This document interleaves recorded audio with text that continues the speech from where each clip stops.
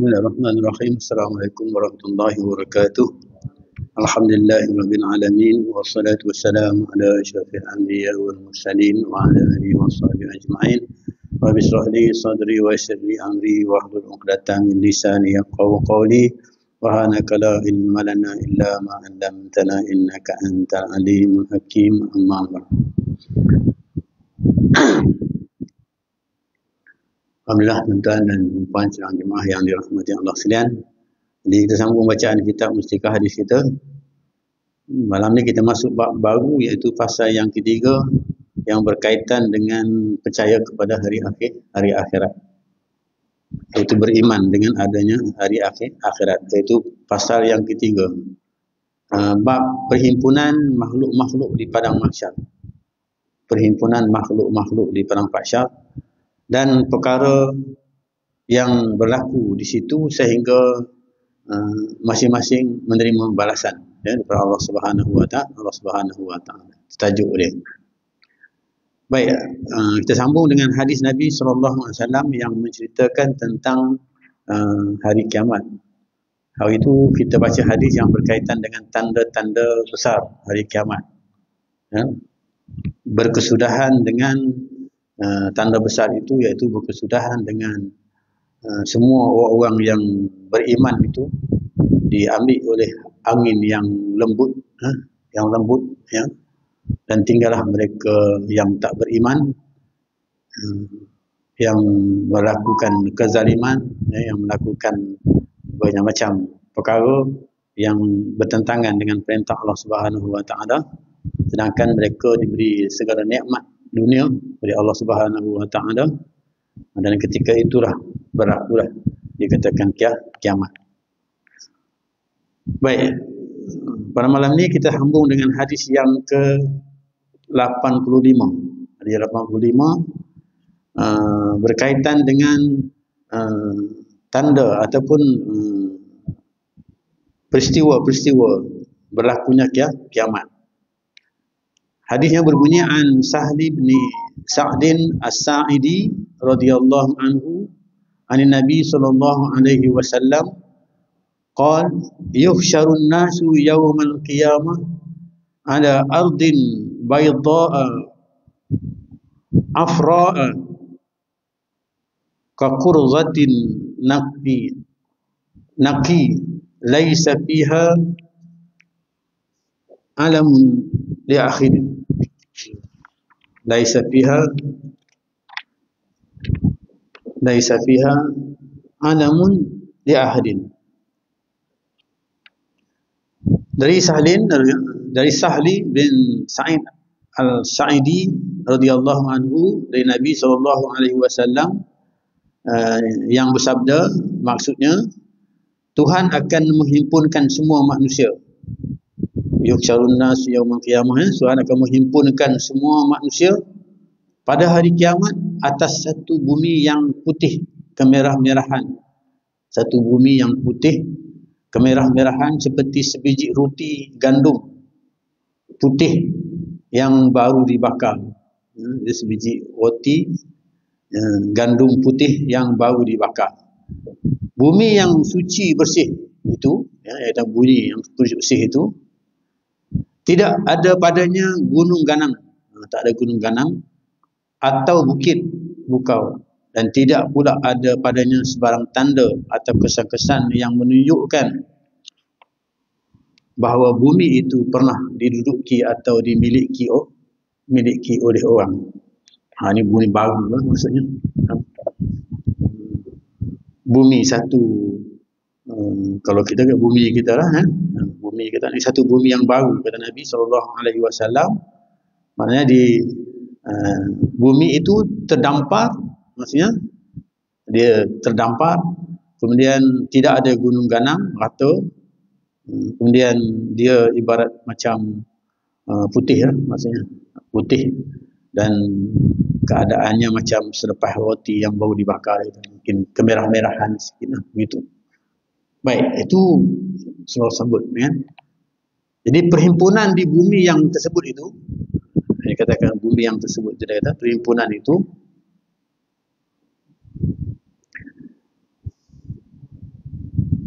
adalah satu perhimpunan raksasa. Satu perhimpunan raksasa. Hari kiamat lah, satu perhimpunan besar-besaran raksasa. Perhimpunan itu yang dimaksud dengan disebutkan Nabi tentang ratanya bumi itu kan.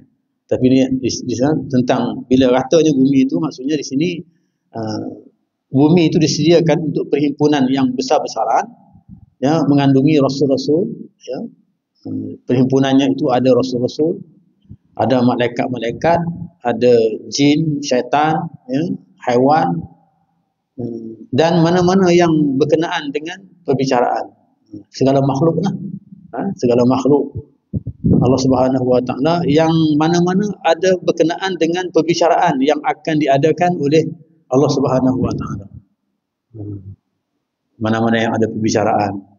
Mungkin kita lah manusia perbicaraan, tapi binatang pun ada juga perbicaraan dia. Ya? Kalau kita hina binatang maksudnya, ya? Jadi binatang itu akan diseksa binatang, ya? Binatang itu akan tuntut kepada Allah Subhanahu Wa Taala di hari akhir, di hari akhirat. Ya? Baik. Jadi oleh Allah yang dikatakan Allah itu hakim yang maha adil. Hakim yang maha adil Allah itu.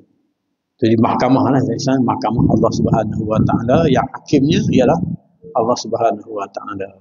Dan tidak ada siapa pun yang terlepas. Tak ada siapa pun yang akan terlepas, nah. Akan dikumpulkan dan dibicarakan di sana. Ini dinyatakan oleh Allah Subhanahu Wa Taala dalam ayat surah An-Nisa, ya, surah An-Nisa. Di dalam kitab ini sebut surah An-Nisa saja. Surah An-Nisa ayat 40. Ya, surah An-Nisa ayat 40.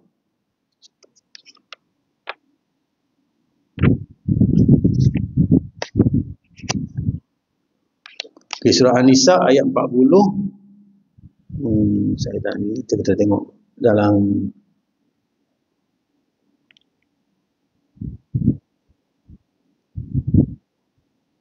surah An-Nisa ayat 40, ini surah yang keempat.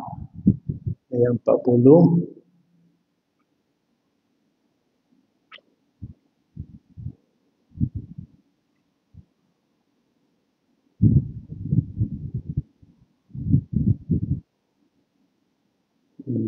Ayatnya yang berbunyi surah An-Nisa, surah yang apa?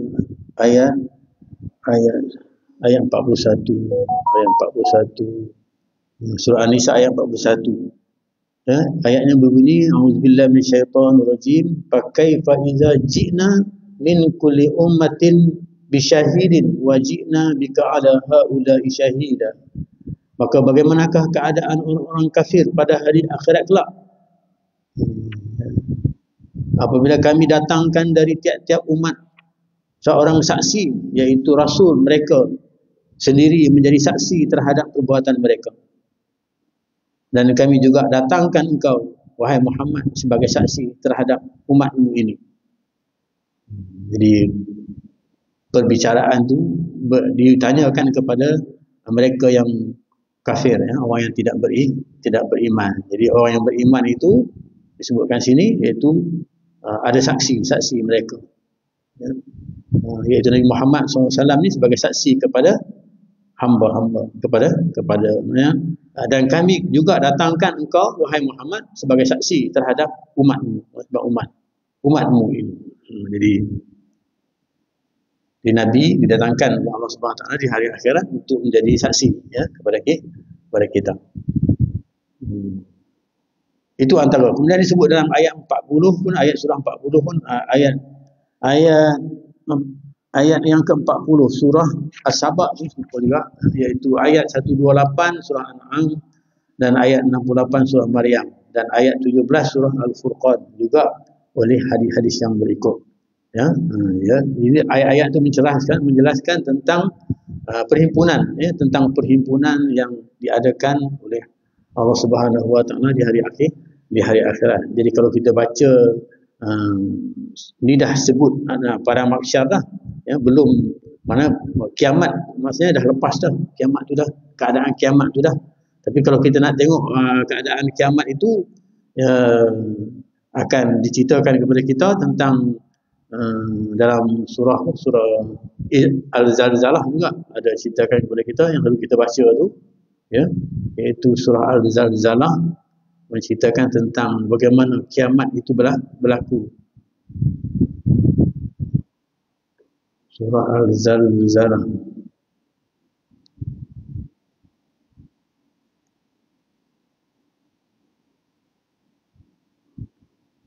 Iaitu iza zulzilatil ardu zilzalaha. Bismillahirrahmanirrahim. Iza zulzilatil ardu zilzalaha.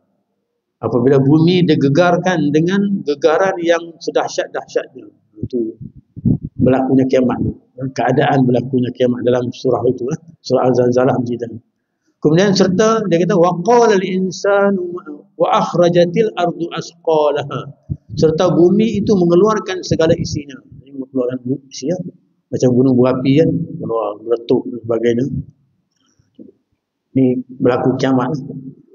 Wa qala al-insanu ma laha, dan berkatalah manusia dengan perasaan yang gerun apa yang sudah terjadi kepada bumi. Ini manusia ni yang duduk atas bumi ni bila melihat keadaan tu mereka gerun, takut ni, apa ni dah berlaku ni. Contoh macam itulah, ya. Tu mereka bertanya lah, apa yang berlaku. Kemudian yauma idzin tuhaddisu akhbaraha, pada hari itu bumi menceritakan kabar beritanya. Jadi bumi menceritakanlah tentang akan berlakunya kiamat.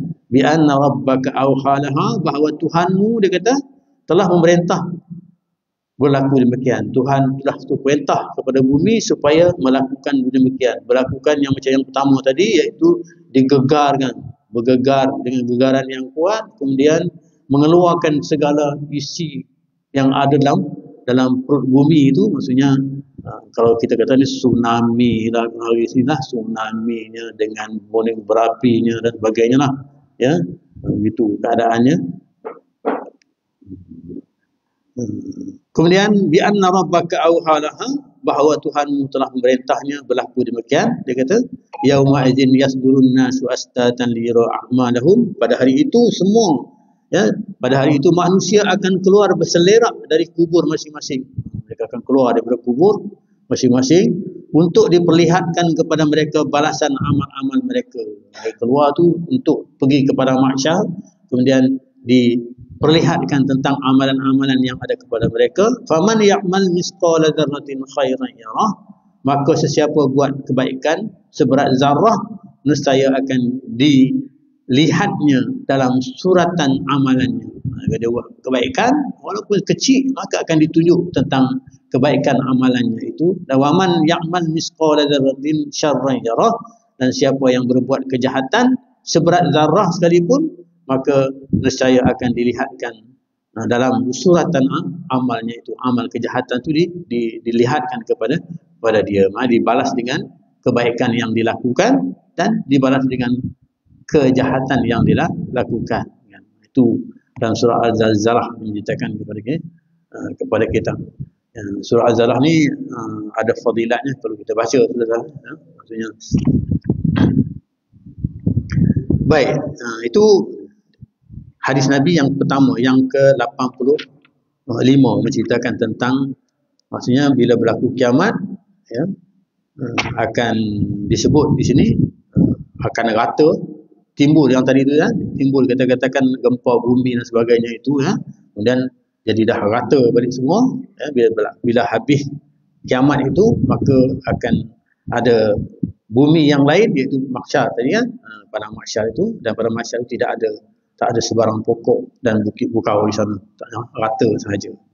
Baik, kita lanjutkan kepada hadis yang ke-86 yang berbunyi an Abi Dzar radhiyallahu anhu anin Nabi sallallahu alaihi wasallam annahu qala ba'da an khalafa wa ma min rajulin takunu lahu ibilun aw baqarun aw ghanamun la yuaddi haqqaha illa utiya biha yaumal qiyamah a'zama ma takunu wasmanahu tatawuhu bi ahfabiha wa tantahuhu bi qururiha kullama jazat ukhraha ruddat alaihi aulaha hatta yuqda bainan nas.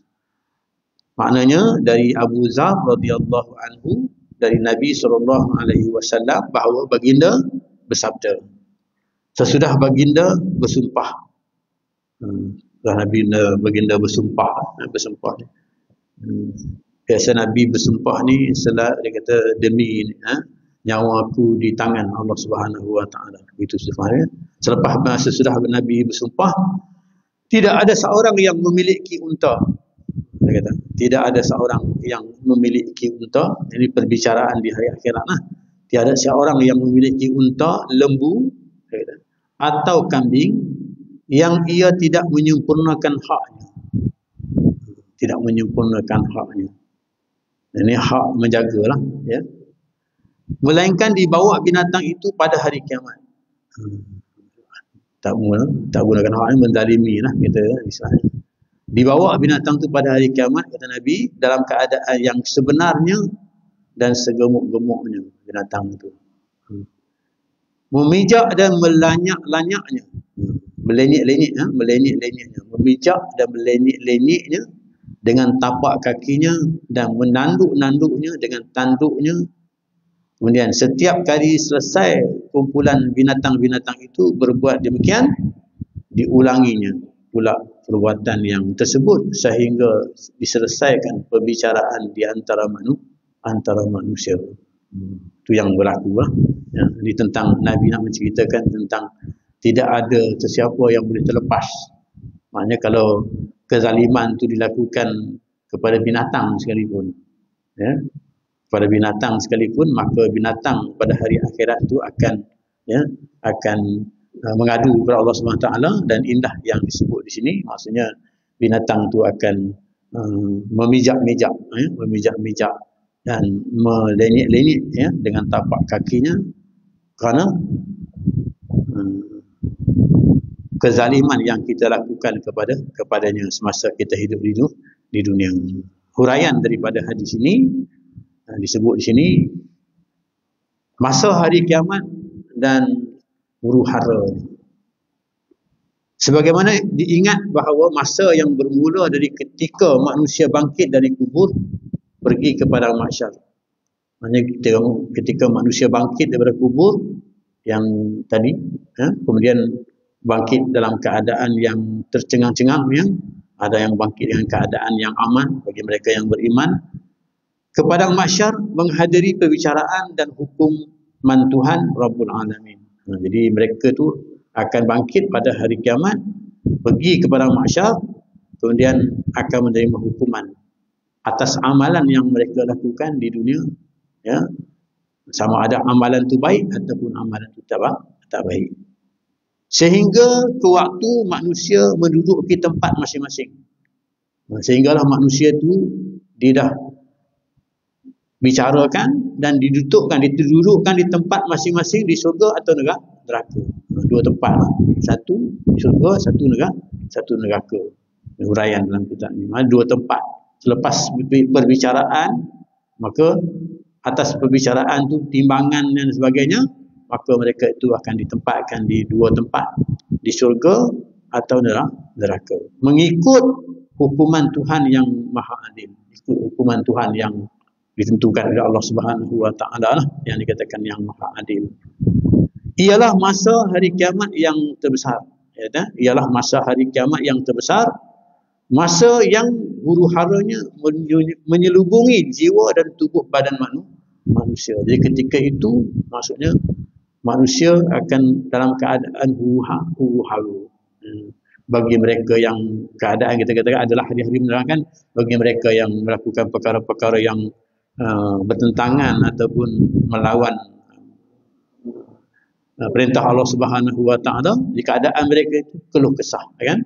Keluh kesah, diselubungi dengan keluh kesah, ya, dan dalam keadaan yang takut dan sebagainya. Bagi kumpulan yang kita katakan tadi, ya, kumpulan yang beriman, maka kumpulan ini kumpulan yang dalam keadaan yang mendapat balasan yang baik, walaupun dalam keadaan menunggu perbicaraan, masih lagi dalam keadaan yang selesa. Dan Tuhan yang amat mengasihi mengingatkan kita tentang keadaan huru-hara itu dalam Al-Quran, iaitu antaranya disebut yang pertama, Allah ingatkan Al-Quran berdasarkan kepada hadis ini, ya. Allah ingatkan Al-Quran, ya. Daripada Al-Quran itulah pendapat hadis ini diterbitkan oleh Nabi disampaikan kepada kita, iaitu ayat yang kedua surah Al-Hajj 22, ya, yang bermaksud, dia kata, kedahsyatan masa hari kiamat itu sangatlah mengejutkan dan menjadikan seorang terpekun dan terpinga-pinga, sehingga orang ramai kelihatan seperti keadaan orang mabuk. Gambarkan sini. Dan kalau ditakdirkan ada pada masa itu perempuan yang mengandung, keadaan itu syoknya, tersentuhnya ketika dia kata gugurlah anak kandungannya itu. Keadaan yang sangat yang menakutkan itu, ya, gerun itu, yang kalau ada yang menyusukan anak, dia kata ia tidak akan ingatkan anak susuannya lagi. Dia kata kalau dia ada anak, maka dia tak lupa lah kepada anak, ya. Masing-masing nak menjaga diri masing-masing ketika itu, nak selamatkan diri masing-masing. Ayat menjelaskan yauman, ya, dia kata yauma tarawunaha tazhalu kull, dalam keadaan itu dahsyat. Kemudian yauma la yanfa'u malun wala banun, ya, kita dalam ayat yang kedua, iaitu Asy-Syu'ara dikatakan. Kemudian seterusnya dia kata lagi yang kedua, ayat yang ke-88 dan 89 surah Asy-Syu'ara. Saya kita baca ayatnya, kita ambil bacaan dulu. Dia kata, maksudnya dia kata, masa kiamat itu ialah masa yang harta benda dan anak pinak seorang tidak akan memberi manfaat kepadanya lagi. Maksudnya anak pinak, harta benda, segala-galanya lah yang ada di dunia itu tidak memberi manfaat lagi kepada dia, ya, kepadanya, kalau ia menghadap Tuhan dengan hati yang tidak bersih daripada kekotoran kufur dan syirik, sekalipun dia kata sekalipun harta itu ia belanjakan pada jalan kebaikan dan anak pinak itu darinya didikan agama dan akhlak yang mulia sehingga menjadi seorang anak yang soleh. Jadi kalau itu pun maksudnya, ya, dikatakan di sini tak, mereka kata ketika itu tak perlu lagi dah yang itu, anak yang soleh tak perlu, masing-masing nak menjaga keadaan diri masing-masing, ya. Ketiga, dia kata ayat yang ke-34 37 surah Abasa, yang maksudnya masa kiamat itu ialah masa yang tetap, masa yang tiap-tiap seorang melarikan diri daripada saudaranya, ibu bapanya, isteri dan anaknya, kerana masing-masing pada masa itu cukup sibuk dengan urusan keselamatan diri masing-masing, tidak berpeluang hendak mengambil tahu hal orang lain, sekalipun orang itu rapat, kita katakan orang yang baik, ataupun orang yang mulia pada sisinya, ataupun dia kata sekasih-kasih orang yang dia kasih di dunia, kan. Jadi ketika itu tak ada lagi dah, ya. Dia lupa lah. Kenapa? Kena menghadapi situasi hari kiamat itu, ya. Suasana yang ada di padang mahsyar itu dengan gangguan, dengan huru-haranya dan sebagainya, masing-masing cari jalan untuk nak melepaskan diri masing-masing. Itu gambaran yang disebutkan, ya, keadaan itu. Dia gambaran sebut adalah hari-hari yang menceritakan kenapa masing-masing nak melepaskan diri masing-masing, kan. Walaupun dia ada anak yang baik, dia didik di dunia, anak dia yang soleh dan sebagainya, dan ketika itu pun anak-anak tak boleh nak memberi pertolongan apa-apa lagi kepada dia, kan. Kemudian diikuti dengan hadis yang ke-87, ini diceritakan kepada kita, an Abi Hurairah radhiyallahu anhu anna Nabi sallallahu alaihi wasallam qala ya'raqun nasu yaumal qiyamah hatta yazhaba araquhum fil ardi sab'ina zira'an wa yuljimuhum hatta yablugha adhanahum. Al-Bukhari wa Muslim. Dari Abu Hurairah radhiyallahu anhu bahawa Nabi sallallahu alaihi wasallam bersabda. Ini tadi kita suasana kita cerita. Nabi kata manusia berpeluh. Gambaran pada hari mahsyar itu. Pada hari yang mahsyar, dia kata hari yang buminya rata kan, yang disebutkan tadi itu tak ada pokok pun ada, tak ada apa pun, rata, tak ada gunung ganang dan sebagainya, rata. Di pada masa itu kata Nabi SAW, bila mereka berada di padang mahsyar itu, manusia berpeluh pada hari kiamat dengan banyaknya sehingga air peluh mereka meresap ke dalam bumi berpuluh-puluh hasta. Banyak. Ini nak digambarkan sini panas lah. Kalau istilahnya panas, dan panas itu menyebabkan dia berpeluh dan menenggelami mereka sehingga sampai ke telinga mereka. Gambaran, ya.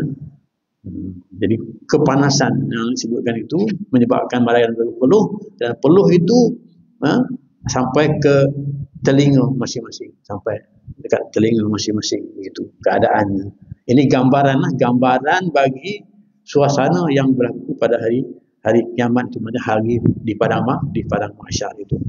Keadaan itu, maka ketika itu masing-masing berusaha untuk nak jaga diri masing-masing lah, dan lupa segala-galanya, maksudnya dia jaga untuk kepentingan diri dia saja, jaga diri dia. Itu hadis yang ke-87 menceritakan kepada kita tentang hal ini.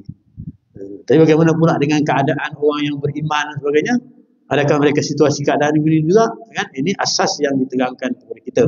Kan? Jadi bagi mereka yang beriman tentulah ada keistimewaan yang tertentu berdasarkan kepada hadis-hadis yang disebutkan nanti. Baik, hari yang ke-77 kita pergi.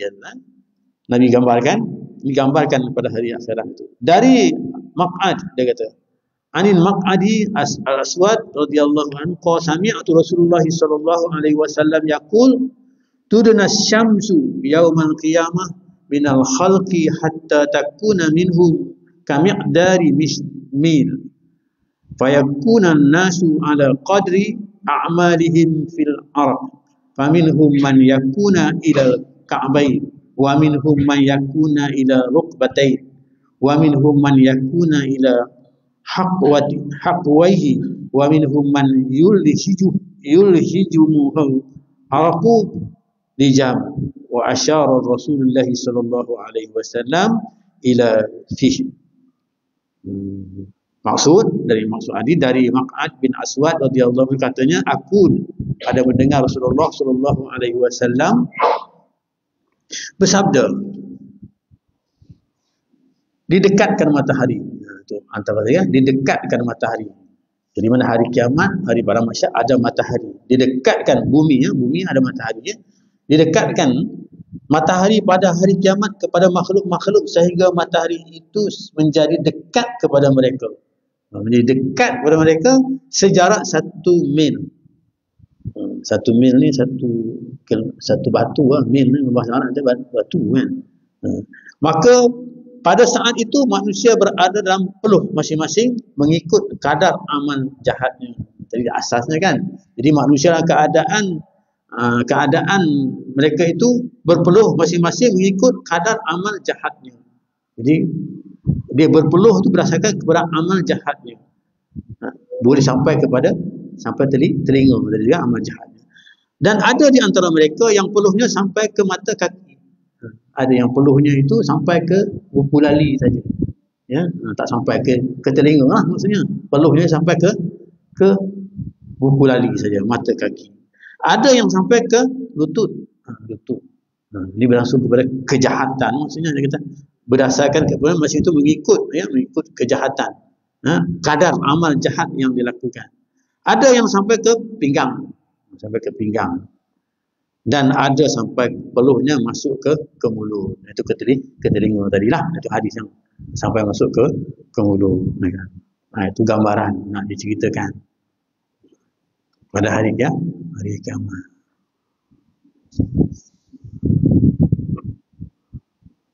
Ini hadis yang diceritakan oleh Nabi SAW. Itu sahabat-sahabat bila Nabi cerita tentang kiamat ni, ada yang pingsan lah. Kan? Ada yang pingsan cerita dia. Kan? Ada yang pingsan. Belum lagi berlaku kiamat. Ya? Bila dengar Nabi cerita keadaan itu, dah pingsan. Itu sahabat-sahabat. Kan? Kita pergi hadis yang ke-89. Inilah asasnya Nabi cerita. Hadis yang ke-89 pula menceritakan an Abdullah bin Mas'ud radhiyallahu anhu qala Rasulullah sallallahu alaihi wasallam yu'ta bi jahannam yawma idzin laha sab'una alfa ziman ma'a kulli zimamin sab'una alfa malikin yajurrunaha. Al-Bukhari. Daripada Abdullah bin Mas'ud ya, radhiyallahu anhu, katanya Rasulullah sallallahu alaihi wasallam bersabda. Ini nak cerita tentang hari mahsyar, keadaan itu. Keadaan yang digambarkan manusia tu masing-masing dia tak tak perlu kepada orang lain. Dia fikir tentang diri dia, nak selamatkan diri dia. Ya. Di bawah neraka Jahannam pada hari itu. Neraka Jahannam itu di bawah pada hari itu. Kata Nabi SAW, diriwayatkan oleh Mas'ud, dengan 70,000 tali penarik. 70,000 tali penarik. Neraka itu di bawah itu. Mana kata bumi itu tak tahulah macam mana besarnya kan. Neraka pun alam buana yang sangat luas lah itu. Ditarik dengan 70,000 tali penarik. Pada tiap-tiap satu tali itu, satu tali penarik ada 70,000 malaikat penarik. Tiap-tiap satu tali itu maksudnya 70,000 malaikat menarik. Tak dapat kita nak gambar lah besar macam mana kan.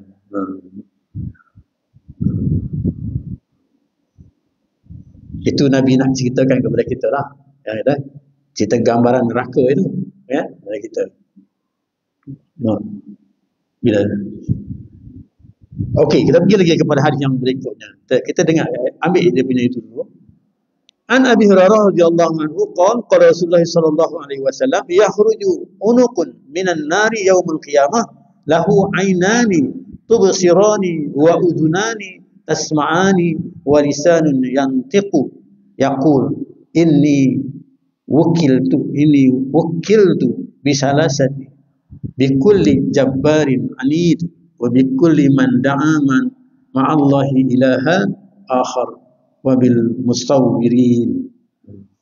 Dari Abu Hurairah radhiyallahu anhu katanya Rasulullah SAW bersabda, akan keluar satu binatang liar dari neraka.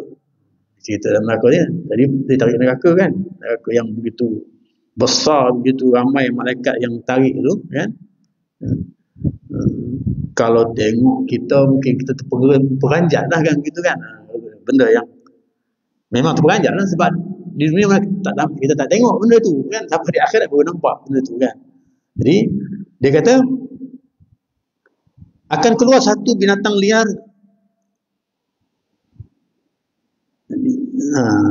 satu batang dia kata, akan keluar satu batang leher dari neraka, satu batang leher dari neraka pada hari kiamat, dengan dua mata yang melihat, dan dua telinga yang mendengar, serta lidah yang bercakap. Lalu berkata, aku diberi kuasa menyiksa tiap-tiap seorang daripada tiga jenis manusia.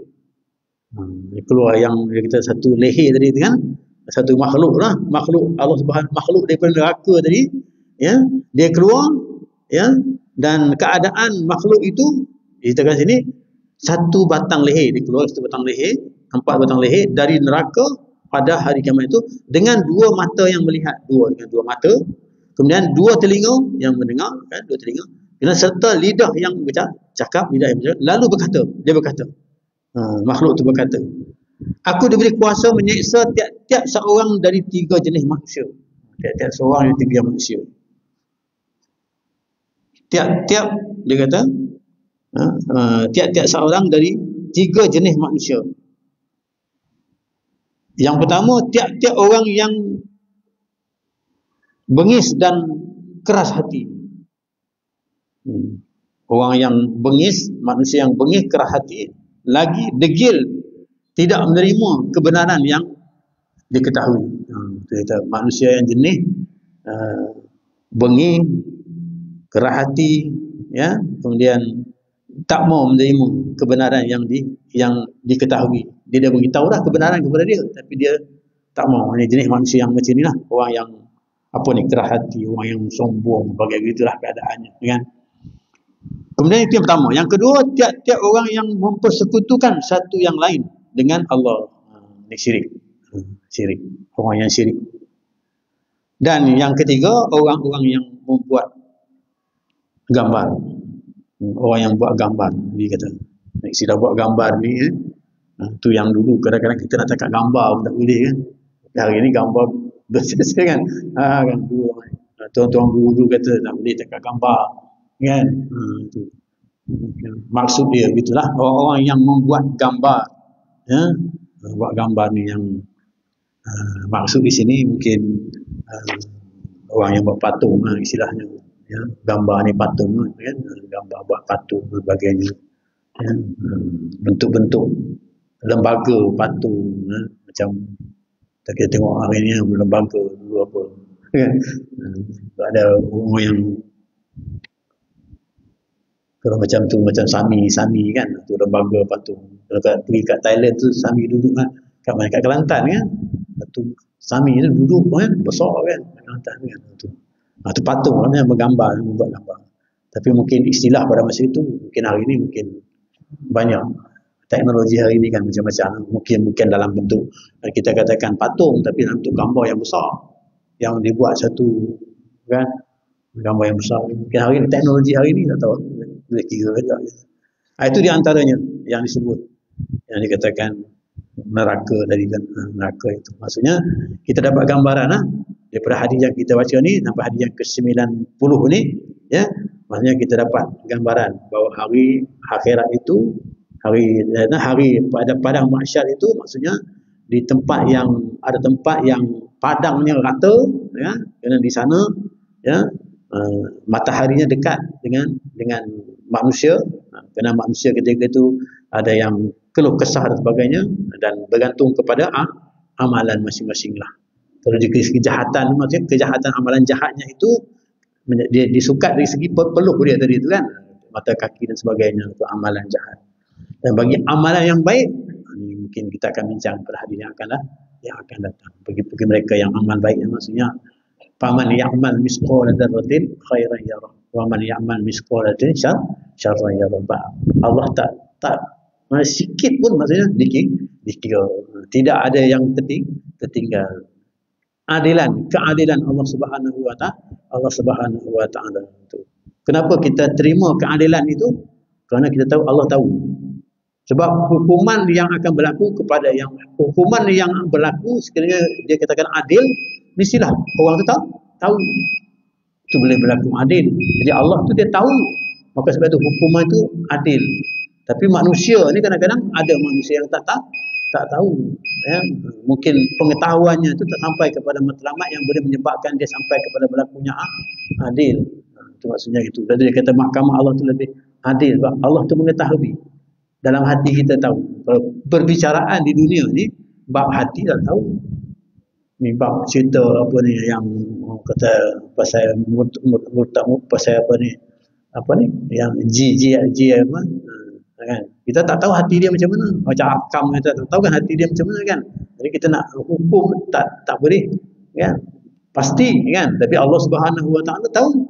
Maka sebab itu hukuman Allah tu lebih adil, maksudnya pengetahuan. Jadi keadilan itu berlaku kepada orang yang mengetahui. Hakim yang mengetahui, maka dia akan berlaku adil. Jadi Allah tu hakim yang maha mengetahui, ya? Allah tu mengetahui. Baik, sampai setakat itu hadis yang ke-90 insya-Allah, ya. Kita akan sambung dengan hadis yang berikutnya tentang perkara-perkara lain yang berkaitan. Ini cerita tentang gambaran menakutkan kita lah. Bagi sudut orang yang tidak beramal, ya, bagi orang yang beramal, dan kita beramal ini menuju ke arah untuk mendapat keselesaan, kebaikan, ya, di dunia dan juga di hari akhirat. Yang baik daripada Allah SWT. Aku liqauli hadza wa astagfirullah. Assalamualaikum warahmatullahi wabarakatuh. Allahu a'lam.